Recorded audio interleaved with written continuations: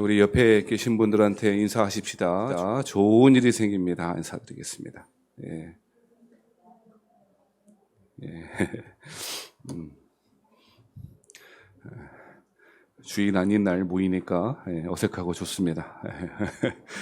요즘 주일 외에는 잘 못 모이는 시대에 우리 성탄절 복되고 기쁜 날에 여러분 함께 예배드리게 돼서 반갑고 하나님의 은혜가 넘치시길 바랍니다.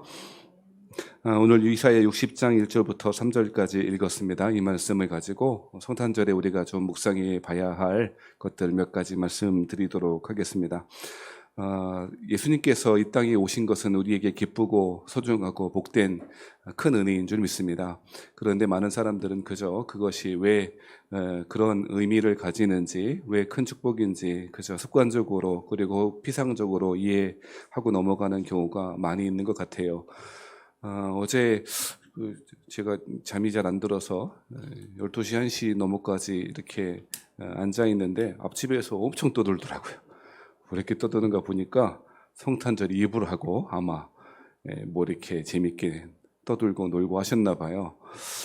옛날 생각도 나고 성탄절 이브에는 저 학생 때는 꼭 어느 한 집에 모여서 하루 종일 거기에서 놀기도 하고 밤새 올라이트도 하고 맛있는 것도 먹고 그리고 새벽에는 새벽송 드리고 그리고 25일 날 아침에는 자다가 예배 못 드리고 대부분 그런 패턴이었는데 옛날 생각도 나고 그렇습니다. 요즘은 성탄의 기쁨의 그 분위기들이 많이 없어진 것 같아요. 여러 가지 이유가 있겠습니다만 시국이 그런 것도 있을 것이고 캐롤이 없으니까 참 그 뭐라 그럴까요? 그 성탄 분위기가 더 잘 안 나는 것 같아요, 그죠? 물론 길거리에서 캐롤 못 든 캐롤뿐 아니라 여러 가지 음악도 못 틀게 하죠. 저작권 때문에 아마 그런 것 같은데 그래도 성탄절이면 그 어간으로 최소한 한 달은 12월 달에는 캐롤이 어느 곳에나 울려 퍼지고 우리 예수님 오신 분위기가 좀 많이 고양되었었는데 요즘은 그러지 않은 것 같아서 안타깝기도 하고 그렇습니다. 올해 성탄절은 어떻게 지나가는지 그냥 그렇게 지난 것 같아서 마음도 아프고 그런데 우리에게 성탄절의 기쁨을 주는 것은 그저 성탄절의 캐롤이라든지 선물이라든지 아이들도 저희 집에 애들도 벌써 양말 걸어놓고 여기다 선물 넣어라 명령을 하던데 아무튼 뭐 그런 게 기쁠 수 있겠습니다만 우리가 예수님 오신 이 사건을 조금만 깊이 살펴볼 수 있다면 이 성탄절이 우리에게 얼마나 큰 은혜인지 우리 해마다 지나오는 성탄절이 우리의 신앙의 여정에 있어서 큰 힘과 소망을 줄 믿습니다. 여러분 고통에 빠진 사람이 어려워하고 힘들어하는 이유가 여러 가지 있을 거잖아요. 그 고통을 일으키는 그 원인, 문제 자체가 힘들게 하기도 하지요. 그렇지 않습니까? 이것만 사라지면 괜찮겠다라고 하는 생각을 가질 수 있을 거예요.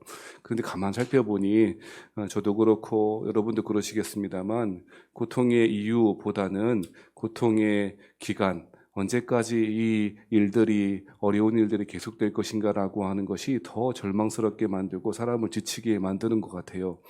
끊임없이 벌 받는 것처럼 살아가는 사람들이 우리 주변에 얼마나 많이 있어요.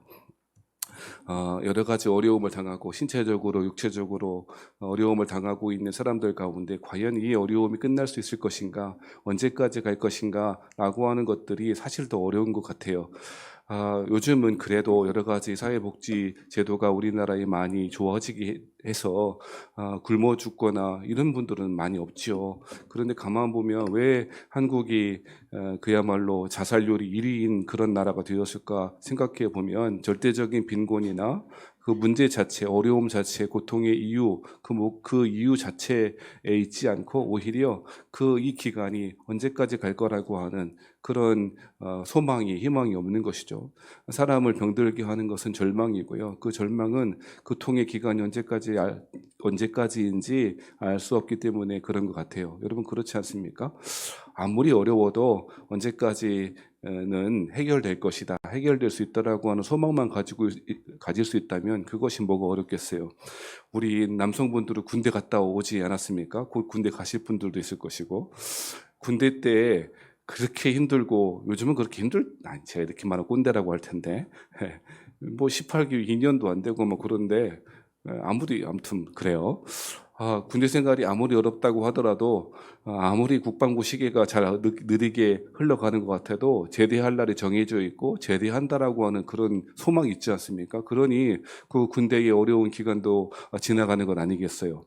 가만 살펴보면 우리는 여러 가지 우리를 힘들게 만들고 어렵게 만드는 그 상황들을 각자마다 다르겠습니다만 근본적으로 우리가 가져야 될 소망은 어디에 있냐면 그 문제 자체가 지나가는 것도 필요하겠습니다만 그 고통의 그 기간 동안에 그 어려운 기간 동안에 하나님이 어떻게 우리의 삶을 책임져 주시고 그 고통이 언제 끝날 것이다라고 하는 소망을 갖는 것이 저는 필요하다고 생각되어집니다. 예수님이 탄생하신 사건에 대해서 이야기하면서 사도 바울이 갈라디아서 4장 4절 말씀에 보면 이렇게 이야기했는데 때가 참에 하나님이 그 아들을 보내사 여자에게서 나게 하시고 라고 이야기합니다. 사도 바울이 볼 때 예수님이 이 땅에 오신 사건에 대해서 설명하면서 이것을 중요하게 여겼던 것 같아요. 사도 바울은 예수님 오신 자체에 대해서 성육신하신 그 이유에 대해서 설명한 본문도 물론 있지만 빌립보서 같은 데 말씀에 보면 그런 거 있잖아요. 그런 말씀 있잖아요. 그는 근본 하나님의 본체시나 하나님과 동등됨을 취할 것으로 여기지 아니하시고 오히려 자기를 비워 종의 형체를 입고 우리 가운데 오셨다. 뭐 이런 거 성육신의 의미를 신학적으로 잘 그렇게 설명하기도 했습니다만 사도 바울이 생각할 때 또 중요한 그러한 예수님의 오심의 그 이유, 오심의 소망의 이유가 되는 것은 때가 참에 하나님이 그 아들을 보내셨다라고 하는 것입니다. 여러분, 다윗도 여러 가지 어려움을 겪고 많은 고통을 당하지 않았습니까? 근데 다윗이 그 당했던 어려움 가운데 가장 중요한 그 이유였던 것은 우리 앞서 설명했듯이 그 고통의 기간이 언제까지 계속될 것인가라고 하는 그 마음 때문에 어려웠던 것 같아요. 그래서 시편 말씀 같은데 보면요, 다윗이 뭐라고 고백하고 노래하는가? 주여 언제까지니까? 여호와여 언제까지니까? 이 말을 많이 하고 있어요. 가만 살펴보시면 다윗은 정말 먹을 것이 없고 빈곤하며 아둘람굴에서 빈천한 자들과 함께 지낼 때에도 그것 자체가 어려움을 주었던 것 같지는 않아요. 어려서 왕으로 기름 부음 받았는데 왕은커녕 이렇게 지내고 있는 왕의 그 권세 가운데 권자 가운데 접근하기는커녕 점점점 어려워지고 있는 그 상황이 언제까지 계속될 것인가라고 하는 것이 다윗에게 어려움이었고요. 다윗뿐 아니라 이스라엘 사람들도 그랬다는 것이죠. 언제까지 예수님이 탄생하시기 전까지 이스라엘 사람들은 큰 고통과 어려움 가운데 있었습니다. 열강들이 제국들이 끊임없이 쳐들어와서 자신의 가족들을 해치고 자신의 경제적 기반들은 다 무너지게 만들었으며 끊임없이 고통들이 연속되어졌던 것 아니겠습니까? 여러분 우리 잘 알고 계시듯이 이스라엘 사람들은 끊임없이 압제당하였습니다. 처음에는 애굽이라고 하는 이집트 나라에 속국이 되었고요. 그 이후로는 아수르라고 하는 아시리아라고 하는 나라에, 그 이후로 바벨론이라고 하는 나라에, 그 이후로 헬라 제국, 로마 제국 등등에 의해서 제국에 짓밟히는 장이 되었지 않았습니까? 우리나라 일제에 압제당하는 동안에 그 부정적인 영향력과 고통을 이루 말할 수 없는 것 아니겠어요? 그런데 그것이 단지 몇십 년 정도가 아니고 고통의 기간이 계속되어지는 가운데 과연 이 고통의 순간은 언제 끝날 것인가라고 하는 것이 이스라엘 사람들, 유대인들의 생각이었다라고 하는 것입니다. 그때 이러한 고통의 때에 이 고통의 끝장을 볼 수 있도록 우리 예수님이 오셨는데 그래서 이 예수님의 오심을 사도 바울은 때가 참에라고 이야기하고 있다는 것입니다. 사랑하신 여러분, 성탄절이 왜 기쁜 날이라 사도 바울의 생각에 의하면 오늘 본 우리 성경의 말씀에 의하면 때가 찼다는 것입니다. 예수님이 오신 것은 고통을 악을 우리의 삶의 질고를 끝장내는 순간이 이미 도래했다라고 이야기하고 있다는 것입니다. 그래서 사도 바울이 때가 참에 하나님께서 그 아들을 보내셔서 여자의 몸에 나게 하셨다라고 이야기하는 것입니다. 성탄절을 생각할 때마다 하나님이 끝장을 보시는구나, 하나님이 승리하시는구나, 우리 가운데 주여 언제까지입니까? 언제까지입니까? 라고 하는 그 질문에 예수님이 답하셨고 하나님이 답하셨는데 그 날이 바로 예수님이 오셨다라고 하는 사실인 줄 믿으시기 바랍니다. 사랑하신 여러분, 우리가 겪고 있는, 우리가 현재 살아가고 있는 이 시점은 도대체 언제 끝날 것인가 라고 하는 그런 질문을 떠올릴 수밖에 없는 때 아니겠어요? 여러분도 그러시겠고, 목회자인 저로서는 교회를 담임하고 있는 목사로서 저는 이게 도대체 언제 끝날 것인가라고 하는 것에 모든 촉각이 다 가 있는 것 같아요. 처음엔 한 1, 2년은 가겠지. 그래, 넉넉 잡고 1, 2년은 가겠지 했지만 횟수로 3년이고 조금 지나면 횟수로 4년째 되는 건 아닙니까? 처음에는 우리 함께 고민하고 하나님이 고통스러운 순간이 빨리 지나가게 하시리라 믿기도 하고 그렇게 될 것이라 소망을 가졌습니다만 도대체 끝날지 모르는 어려움이 우리 가운데 그런 질문을 자꾸 떠오르게 하는 건 아니겠어요? 언제까지 이렇게 될 것인가? 라고 하는 질문을 떠오를 수밖에 없는 것이죠. 그때에 예수님이 말씀하십니다. 아니라고, 걱정하지 말라고, 때가 참에 하나님이 그 아들을 보내실 거라고, 끝장낼 거라고 말씀하고 있는 것이죠. 이 소망의 메시지를 마음에 새기고 돌아가시는 저와 여러분 되길 바랍니다. 하나님의 때와 우리의 때는 다를 수 있어요. 우리는 너무 급해요. 사실 한국 사람들, 조선 사람들 성격이 참 그죠? 빨리빨리야. 너무 좋기도 해요. 식당이나 가면요, 앉자마자 벌써 자기가 알아서 주문하고 한 1, 2분이면 음식 나와요. 세상에 이런 나라가 어디 있어요? 이렇게 좋은 나라가 어디 있습니까? 뭐 세상에 이 코리안 스타일이 배달하시는 분들 대단한 것 같아요. 뭐 한번 주문하기만 하면 뭐 금방금방 오고요. 얼마나 이런 나라가 없다는 거 아니에요. 유럽 좋다고 하지만 난 유럽 좋은지 모르겠는 게 배달이 안 되잖아. 우리나라가 얼마나. 사랑하신 여러분, 우리는 너무 빨라요. 그래서 익숙해요. 한국의 분위기가 아주 너무 빠르잖아요. 너무 빨리빨리 지나가는 가운데 하나님이 우리에게 행하신 일도 우리의 스케줄과 우리의 때에 맞추는 경우가 있다는 거예요. 여러분, 이스라엘 사람들이 그토록 고대했던 메시아가 오신 때는 언제라고요? 고통의 정점이었고요. 도대체 이제는 그 메시아가 오시는 거야? 메시아가 있는 건 맞아? 라고 하는 그 질문이 팽배했을 때, 아무런 소망이 없다고 느껴질 때에 그때 오셨다는 것입니다. 그래서 성탄절이 주는 의미가 바로 우리에게 소망이 될 수가 있는 것이죠. 사람들은 메시아를 기다렸지만 메시아는 언제 올지 몰랐습니다. 하지만 아무도 예상하지 못하는 때에 아무도 예상하지 못했던 장소에 예수님 오셨던 것 아닙니까? 여러분, 로마 사람들이 이스라엘 압제했던 것이 얼마나 고통스러웠겠어요. 그죠? 나중에 로마에 대항해서 이스라엘 사람들이 최후의 마사다라고 하는 지역에서 전쟁했던 그런 역사를 보면 참 대단하더라고요.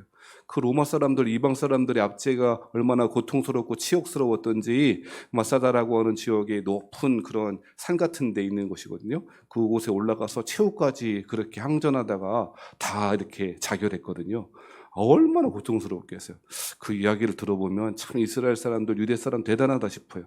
로마 사람들 쳐들어오니까 마사다에 올라가서 항전을 벌이다가 또 항전을 버리고 해서 그 되게 높거든요. 산을, 굉장히 높은 산을 그렇게 사해를 바라보고 있는 지역인데요. 저도 그곳에 가보니까 참 대단하다 싶어요. 어떻게 여기다가 요새를 만들었을까? 물을 끌어오고요. 완전히 항전할 자세. 그래서 로마 사람들이 이스라엘 사람들을 공격할 수가 없는 거예요. 그래서 어떻게 했는가? 마사다라고 하는 산 옆에다가 그 흙으로다가 똑같은 높이 언덕을 쌓아요.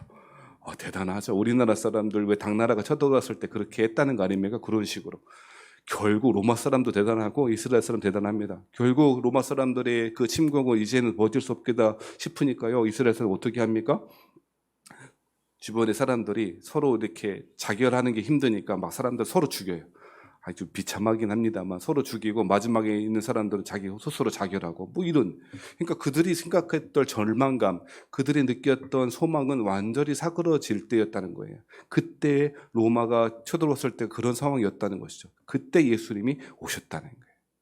사랑하신 여러분, 우리 신앙생활 하면서 도대체 힘들어서 못하겠다. 도대체 이런 문제들이 언제까지 계속될 것인가 라고 하는 질문을 떠올릴 수 있을 거예요. 그럴 때마다 우리 주님 다시 오신 날로 돌아가고 우리 주님 다시 오신 하나님의 때, 정확한 때 오셨다는 사실을 기억하시는 여러분 되길 바랍니다. 이스라엘 사람들은 고통스러웠지만 로마 사람들이요, 이스라엘을 점령했을 때, 로마가 제국을 이루었을 때 한 것 아시죠? 여러분, 중국 사람들은 가는 곳마다 뭘 싸요? 뭘 싸요? 성 싸요, 성. 그래서 지금도 무슨 성 그렇잖아요. 가는 곳마다 성 싸요. 오죽했으면 진시황은 뭣도 만들었어? 만리장성. 네, 그렇죠? 네, 아무튼 진시황 대단합니다. 그런데 로마 사람들은 가는 곳마다 뭐 하는 줄 아세요? 길 닦아요. 도로 닦아요. 그래서 여러분, 그 도로가 지금도 이탈리아나 유럽에 다 깔려 있는 거 아닙니까? 그렇죠? 그런데 여러분, 놀라운 게 뭔지 아십니까? 언제 말씀드렸습니다만 그 로마 사람들이 압제당하는 수탈하는 그 도로가, 그 고속도로가 사도 바울과 그리스도의 제자들이 복음을 들고 생명을 전하는 통로가 되었다는 사실이에요. 여러분, 우리는 알 수 없어요. 하나님의 때가 언제인지 알 수 없습니다만 근본적으로 붙들어야 될 사실이 있다면 하나님의 때가 있고 정확한 때에 우리 주님께서 통치하시고 왕으로 생명으로 우리에게 다가오신다라고 하는 사실이에요. 이것이 성탄절에 주는 소망의 메시지가 되어야 할 줄 믿습니다. 이 소망을 붙들고 승리하시는 여러분 되길 주의 이름으로 축복합니다. 두 번째로 여러분, 오늘 본문의 말씀 60장 1절부터 3절의 말씀에 보면 이 고통당하고 있던 하나님이 당신의 백성들이 죄악으로 인하여서 이스라엘 사람들이 그 죄악 가운데 도대체 회복할 수 없는 그때에 하나님께서 60장에 갑작스럽게 소망의 메시지를 주고 있어요. 여러분, 선지서나 예언서 같은 데 보면 참 메시지가 어쩌면 이렇게 다를까 싶어요. 처음에 대부분의 예언서들은요, 처음에는 심판당한다, 그래서 절망할 것이고 멸망할 것이고 뭐 이런 얘기 많이 합니다. 이스라엘 사람들 죄악 때문에 하나님의 백성들이 심판당할 것에서 그렇게 이야기하거든요. 그런데 어느 순간 보면 그 분위기가 갑자기 변해요. 너무너무 그 어조나 분위기가 그리고 내용이 달라서 어떤 사람들은 그 쓴 사람이 다를 것이다. 제1 저자가 있고 제2 저자가 있을 것이다. 막 이렇게 해석하기도 해요. 그래서 이사야도 제1 이사야, 제2 이사야 이렇게 생각하기도 한다는 것입니다. 왜 그런가 근본적인 이유는 지금 설명드렸습니다만 앞에 심판과 그 심판의 메시지가 갑작스럽게 뭘로 바뀌냐면 소망의 메시지로 바뀐다는 거예요. 여러분, 정확하게 소망의 시작을 보여주는 것이 이사야에서는 이사야 60장인 것입니다. 앞서서는 하나님께서 이스라엘 사람들의 죄악을 심판하시겠다 말씀하셨고 그들이 절망 가운데 쓰러질 것을 말씀하셨습니다. 59장 1절과 2절의 말씀 같은 거 우리 많이 들어본 이야기 아닙니까? 59장에 뭐라고 그래요? 여호와의 손이 짧아 구원하지 못하심도 아니요, 귀가 둔하여 듣지 못하심도 아니라 오직 너희 죄악이 너희와 너희 하나님 사이를 갈라놓았고 너희 죄가 그의 얼굴을 가리어서 너희에게서 듣지 않으시게 함이니라 라고 이야기합니다. 이렇게 너희가 구원받지 못할 것처럼 그렇게 이야기하시다가 갑자기 몇 절 사이에 메시지의 톤이 완전히 바뀌게 되는 것이죠. 60장 1절에 그래서 뭐라고 이야기합니까? 일어나라, 빛을 발하라. 이는 내 빛이 이르렀고 여호와의 영광이 내 위에 임하였음이니라 라고 이야기하는 것입니다. 성탄절이 우리에게 소망이 되는 두 번째 이유는 갑작스러운 소망인 것입니다. 사랑하신 여러분, 예수님께서 오셨다, 우리에게 오셨다라고 하는 것이 성탄절의 의미잖아요.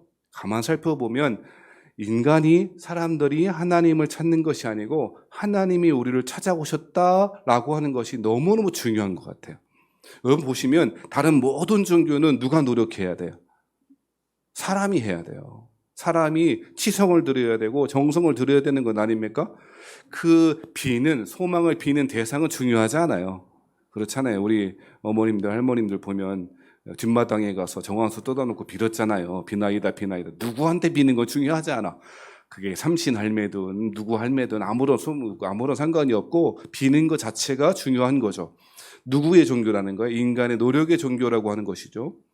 많은 사람들은, 많은 종교는 자신의 노력으로 호의와 그 복을 누릴 수 있다고 착각해요. 그런데 성탄절은 정확하게 정반대의 메시지를 주고 있다는 것입니다. 사람이 하나님을 찾는 것이 아니고, 사람이 스스로 구원의 길을, 소망의 길을 찾는 것이 아니고, 하나님이 사람들에게 찾아오셨다는 것입니다. 여러분, 이것이 성탄절이 주는 소망의 이유가 된 줄 믿습니다. 아무런 소망이 없었어요. 여러분, 이스라엘 사람들은 스스로 하나님께 나아갈 수 없었어요. 절대로 소망이 없었습니다.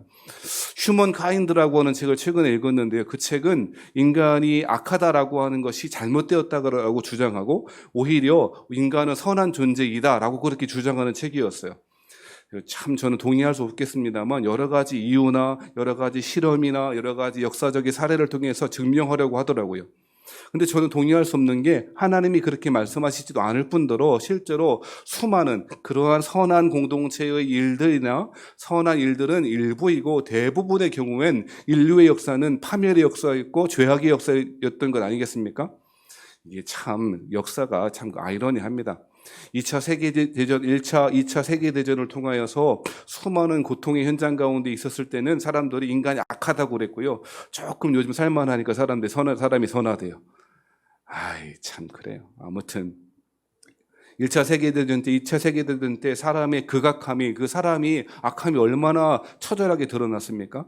여러분, 2차 세계대전이 사람들이 유대인들 600만 명 이상 그 가량 죽었고요. 또 유럽의 집시들이 또 한 100만 명 이상 그렇게 나치에 의해서 죽었다는 거 아니에요? 그러니까 막 600만 명, 뭐 100만 명 막 이렇게 죽어 나가니까 그게 더 참혹하다고 사람들 생각할 수 있는데요. 제가 보니까 공부해 보니까 1차 세계 대전이 훨씬 더 참혹하더라고요.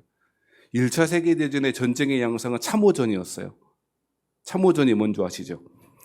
양쪽에서 거리를 두고 참호를 쭉 파요. 우리 군대 갔다 오신 분도 알잖아요. 우리 남자분들 맨날 하는 게 땅 파는 거거든요. 땅 파고서 좀 이따 다시 묻으래. 아이, 그러면. 아무튼 참호 파고 거기에 들어가서요. 죽을까봐, 총에 맞을까봐 들어가서 총구만 그렇게 내요. 여러분, 그 영화에 사람들 막 뛰어다니면서 총 쏘고 그런 거 현실 아닙니다. 예, 절대 그런 사람 없어요. 총 맞을까봐 총만 이렇게 들고 싸운다고 참호에 들어가서. 그런데 여러분, 참호전이 얼마나 지독한, 악독한 그런 참혹한 전쟁이었는지 사람들이요, 죽을 줄 알면서도 뒤에서 지휘관들이 전진 앞으로 그러는 거예요. 그러면 막 가는 거예요. 그러면 서로 죽는 거예요. 참호에 쏘고. 그래서 여러분, 그 양쪽 참호의 사이를 두고 그 지역을 뭐라고 그랬냐면 No Man's Land. 사람이 있다는 거 없다는 거예요. 없다는 그 지역에. 왜? 다 죽으니까. 그러면 그 중간에 뛰어가다가 죽은 사람들의 시체가 거기서 또 썩고 그래요. 그리고 참호에는요, 참호를 팠는데 참호가 안전하지 않고요, 그 안에 수많은 사람들이 벌레나 쥐나 이런 것들, 사람들의 사체가 심지어는 쌓이니까 거기 안에 그 부패되고 그런 것들이 얼마나 심각하고요. 그 물이 항상 차 있어서 사람들의 발이요, 썩어 들어가기 시작하고. 그것이 참호전이었어요. 다 설명할 수 없지만 인간이 선하다고요, 인간이 악하다고요, 인간이 뭐 개선의 여지가 있다고 저는 그렇게 믿지 않습니다.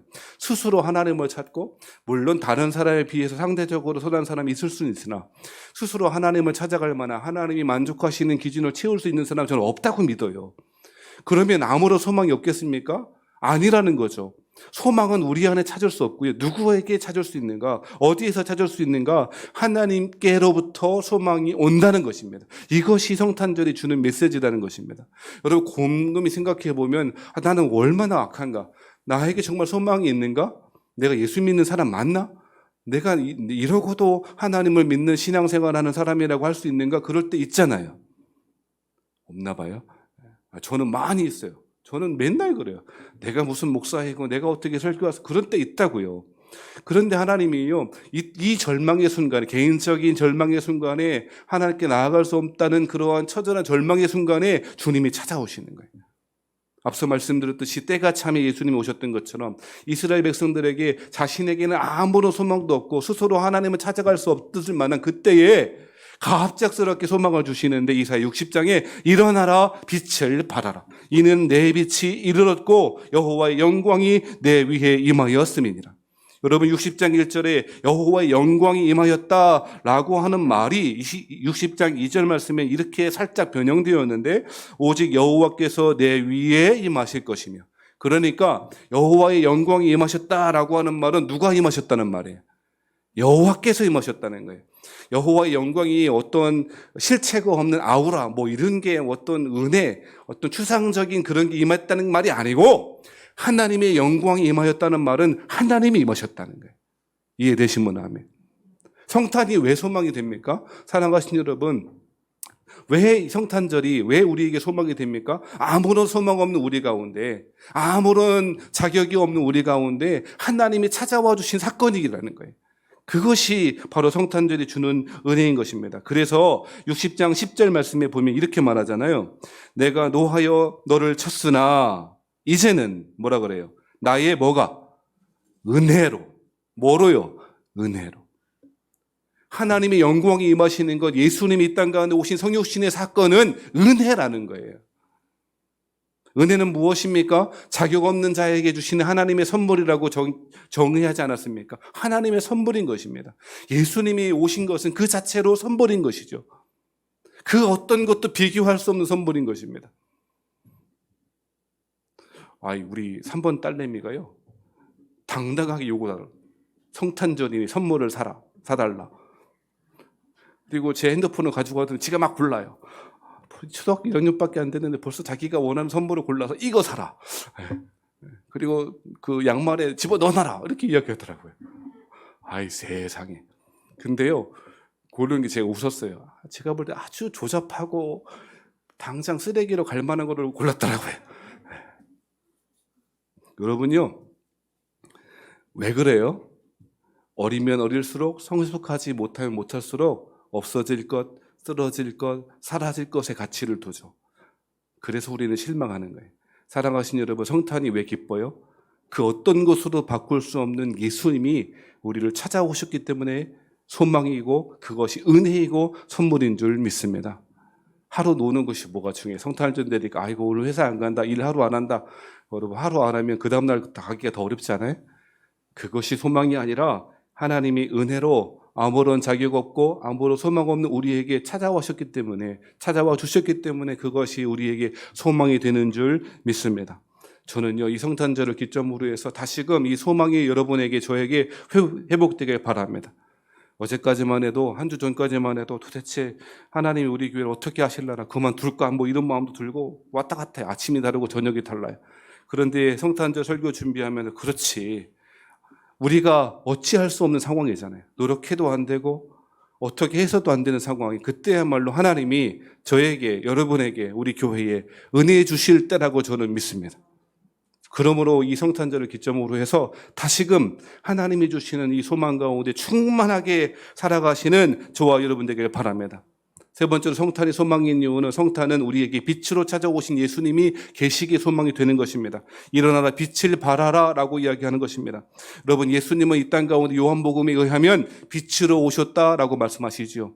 그렇죠? 요한복음은 누가복음이나 마태복음이나 마가복음과 다르게 예수님의 오심을 좀 다르게 묘사하기 시작했습니다. 그렇죠? 그래서 마태, 마가복음, 누가복음은 무슨 복음이라 그래요? 공관복음이라 그러고, 요한복음은 제4복음서라고 말해요. 독특한 시각을 반영하고 있죠.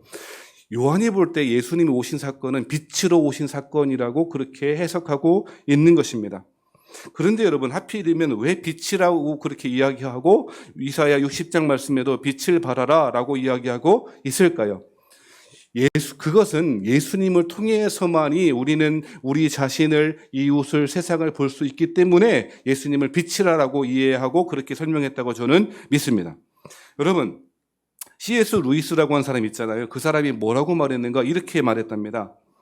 태양이 떠 있다고 믿는 것은 우리가 그 태양을 분명히 볼 수 있어서가 아니라 그 태양 덕분에 다른 모든 것을 볼 수 있기 때문이다. 이해하셨습니까? 여러분, 우리 태양 잘 볼 수 있어요? 우리는 그림이나 보지, 사진이나 보지. 나는 볼 수 있다. 한 10분만 보고 있어봐요. 내가 1억 원을 드릴게. 못 본다고. 그렇죠? 태양의 역할은, 그러니까 C.S. 루이스가 볼 때에 신앙의 역할도, 하나님을 아는 것도 그 역할이 태양의 역할과 비슷한데, 그것을 분명히 알기 때문에 믿을 수 있다고는 한 게 아니라는 거예요. 그러면 그 빛은, 태양의 역할은 뭐가? 그 태양을 통해서 우리는 다른 것들을 볼 수 있게 됐다는 것이죠. 아마 지난주에, 지지난주에도 그렇게 말씀드렸던 것 같아요. 예수님이 빛이라라고 하는 말씀은 예수님 우리 안에 어두움을 밝혀주시고 이런 것도 이야기하지만, 예수님을 통해서만이 우리는 우리 자신을, 그리고 이웃을, 세상을 볼 수 있게 된다는 의미라는 것입니다. 그래서 예수님이 빛이라라고 이야기하셨다는 것입니다. 여러분, 또한 예수님이 빛으로 이 땅 가운데 오셨다는 것은요, 출애굽기의 말씀과도 연결되는 것 같아요. 여러분, 출애굽기에 보면 이 애굽 사람들에게 하나님이 재앙을, 심판을 내리시잖아요. 그 가운데 흑암의 재앙이 있죠. 몇 번째 재앙이에요? 라고 묻진 않겠어요. 그게 있잖아요. 그게 9번째 재앙이거든요. 마지막 10번째 장자의 죽음, 최종적인 죽음의 심판 이전에 흑암의 재앙이 있었다고요. 그죠?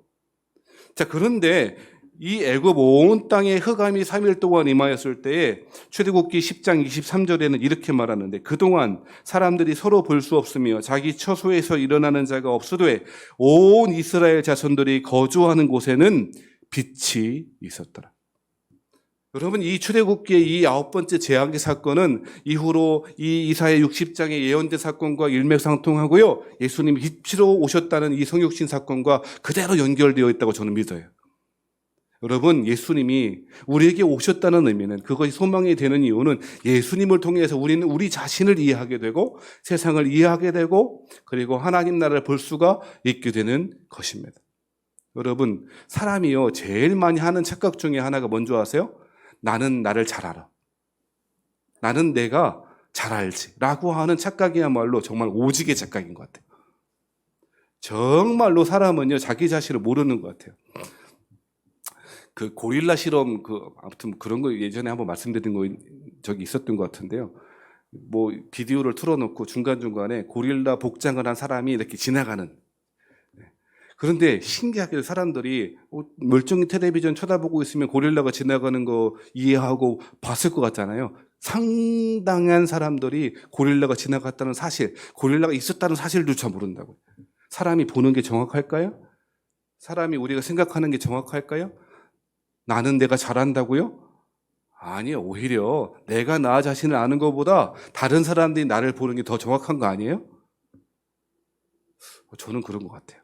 무슨 말입니까? 우리는 우리 자신에 대해서 꽤 근사한 사람이라고 여길 수 있을 거예요. 그리고 내 삶이 이 정도면 괜찮을 거야 라고 그렇게 합리화할 수도 있을 거예요. 그런데 그 사실이 정확할까요? 그렇지 않을 수 있다는 거예요. 내 자신을 바라볼 수 있고 내 자신을 정확하게 이해하는 것이 우리가 얼마나 큰 유익을 줍니까? 많은 사람이 자기 자신을 착각해요. 죄송합니다만 이게 경제가 어려워지면 자영업 하시는 우리나라가 자영업 비율이 너무너무 높다는 거 아니에요. 이게 건강한 경제가 아니라는 거거든요. 어떻게 할 수 없으니 이제 일찍 명예퇴직 하신 분들이 자영업 하시잖아요. 식당 하시잖아요. 그러니까 여러분 식당을 통해서 돈 버는 사람들이 딱 한 분들이 있대요. 그게 뭐냐? 폐업을 이렇게 하시면 그 기기를 이렇게 주방 업체들 있잖아요. 그분들 돈 오지게 번대. 아무튼 뭐 얼마나 많이 폐업하고 근데 또 그만큼의 숫자들이 다시 그렇게 하고 막 이러잖아요. 이게 한국 사회가 한국의 경제가 건강하지 못하던 그런 표시이겠죠. 그런데요, 착각이 뭔지 아세요? 그렇게 객관적인 통계상으로는 10명이 100명이 개업을 하면 90명 이상은 다 망한다는 게 통계로 나와 있는데 나는 그 성공하는 유지하는 10명에 들 거라고 하는 착각이죠. 그런 사람들이 계속 양상되는 거예요. 그렇지 않아요? 여러분, 사람이 객관적이라고요? 그렇지 않다는 거예요. 사람은 객관적일 수 없어요. 오히려 내 주변에 있는 사람이 나를 잘 본다고.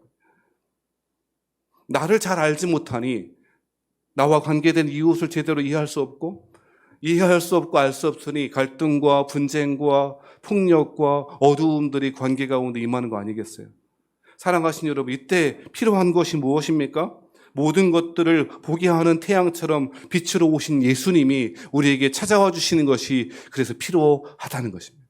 사랑하신 여러분, 예수님은 빛으로 오셨습니다. 그것이 성탄절의 의미인 것입니다. 그저 아기 예수로 오셨다라고 하는 것, 그 의미를 넘어서 모든 것을 보게 해주시는 나 자신뿐 아니라 이웃을 그리고 하나님 나라를 보게 하셔서, 그렇죠, 누구든지 거듭나지 아니하면 하나님 나라를 볼 수 있대요, 없대요? 없느니라. 거듭난 사람, 그리스도를 구주로 모신 사람, 2000년 전에 베들레헴 그 작은 말구에 오셨던 예수님을 구주로 모신 사람이야말로 나 자신을, 우리의 가족을, 우리의 이웃을 하나님 나라를 볼 수 있는 사람이라고 말하는 것이죠. 누가복음 2장에 캄캄한 어두운 가운데 목자들은 예수님을 발견할 수 있었죠. 애굽에 흑암이 있었을 때에 빛이 임하였던 것처럼 아무런 소망 없었던 이스라엘 사람들 가운데 일어나라, 빛을 발하라, 그리고 그 소망을 주셨던 예수님은 2000년 전 베들레헴 땅의 캄캄한 어두움 가운데 목자들에게 나타나셨고 빛으로 찾아오셨죠. 이 예수님을 소망으로 삼고 승리하시는 저와 여러분 되기를 바랍니다. 말씀 마치겠습니다. 하나님의 때는 분명히 존재하고 우리가 이해할 수 없고 우리의 타이밍과 안 맞는다 할지라도 때가 참에 하나님께서 그 아들을 여자의 몸에서 나게 하셨던 것처럼 우리의 때와 하나님의 때가 달라도 소망으로 우리에게 정확하게 찾아와 주시는 줄 믿습니다. 그것이 성탄절의 은혜인 줄 저는 믿습니다. 사랑하신 여러분, 하나님은 어두운 가운데 빛으로 오셨습니다. 우리가 이웃을 나 자신을 보게 하신 빛으로 오셨습니다. 하나님 나라를 소망하며 살 수 있도록 그렇게 오셨습니다. 예수님 오신 것은 은혜입니다. 아무런 소망 없는 그때에 소망을 우리에게 찾아와 주셨습니다. 절망하고 낭망하지 않고 오히려 이 성탄을 기점으로 해서 우리 다시금 힘을 내고 소망 가운데 승리하시는 저와 여러분 되시기를 주의 이름으로 축복합니다. 기도하시겠습니다. 하나님 아버지, 어둡고 어두운 세상 가운데 빛으로 찾아오신 기쁜 성탄에 오늘 말씀드렸던 것처럼 우리 사랑하는 새언약교회 모든 우리 식구들 마음